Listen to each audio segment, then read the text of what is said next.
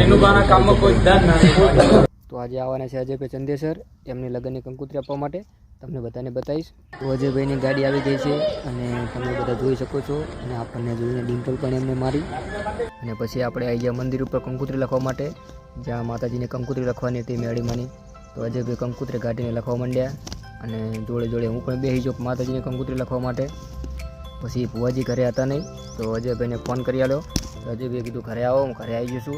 અને પછી ફાઇનલી ભુવાજી ઘરે આવી ગયા.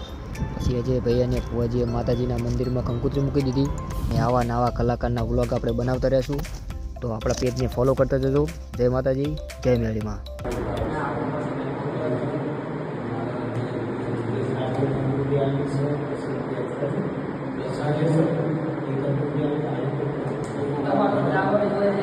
ગાડી